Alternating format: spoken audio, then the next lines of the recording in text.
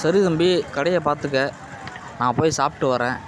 இந்த மக்காச்சோளத்தை ஒன்று 20 ரூபாய்க்கு கொடு, வெள்ளரி பிஞ்சை ஒன்று 10 ரூபாய்க்கு கொடு, வாழை சீப்பு ஒரு டசனை கேட்டால் 120 கொடு, அரை டசனை கேட்டால் 70 கொடு, புரியுதா அப்படின்னு சொல்லிட்டு முதலாளி போகிறாரு. தொழிலாளியும் சரிங்க முதலாளி, மக்காச்சோளம் ஒன்று 20, வெள்ளரி பிஞ்சு ஒன்று 10, வாழைப்பழம் ஒரு டசனை கேட்டால் 120, அரை டசனை கேட்டால் 70. இதையே திரும்ப திரும்ப திரும்ப சொல்லி மனப்பாடம் பண்ணிக்கிட்டே இருக்கிறான். முதலாளி வீட்டுக்கு போய்ட்டு சாப்பிட்டு வர்ற நேரம், அந்த நேரம்னு பார்த்து ஒரு குரங்கு என்ன பண்ணிவிடுது, ஒரு மக்காச்சோள கருது எடுத்துக்கிட்டு ஓடி போயிடுது. என்னடா இது முதலாளிக்கு 20 ரூபா நஷ்டமாகி போச்சு, என்னடா பண்ணுறதுன்னு சொல்லிட்டு இவன் யோசிச்சுட்ருக்கிறான்.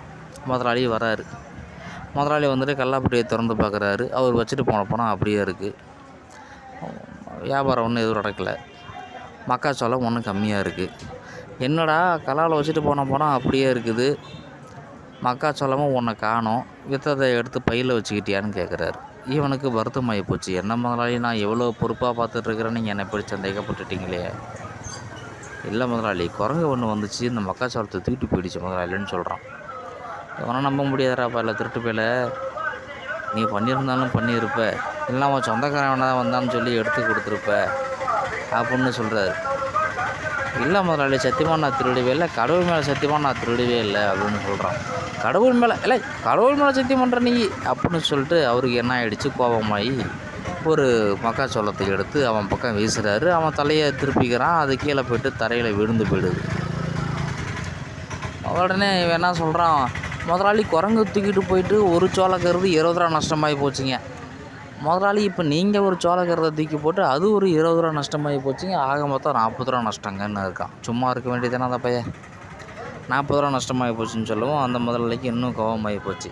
ஏன்டா நீ நஷ்டமாக்குறத பற்றும் இல்லாமல் அது என்கிட்ட வர சொல்லி காட்டி கோவப்படுத்துறியாடான்னு சொல்லிட்டு திரும்பவும் இன்னொரு சோளக்கருதை எடுத்து வீசுறாரு. முதலாளி 40, இப்போ ஒன்று 20, 60 ஆகி போச்சுங்க முதலாளி அப்படின்னு சொல்லி சொல்கிறான். 60 ரூபா நஷ்டமாகி போச்சு முதலாளின்னு. அவருக்கு இன்னும் கோபம் வந்துடுச்சு.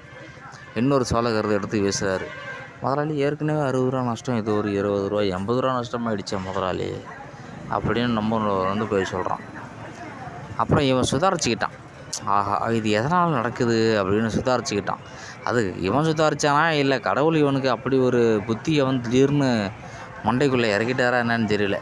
உடனே இவன் என்ன சொன்னான், முதலாளி ஏற்கனவே நம்ம 60 ரூபா லாபத்தை இழந்துட்டோம், நீங்கள் இன்னும் ஒரு சோளக்கருதை தூக்கி போட்டிங்கன்னா 80 ரூபா லாபத்தை நம்ம இழந்துருவோம் முதலாளின்னு சொல்லும் பொழுது, என்னது லாபத்தை இழந்துருவோமான்னு அந்த அளவுக்கு பயம் வந்துடுச்சு.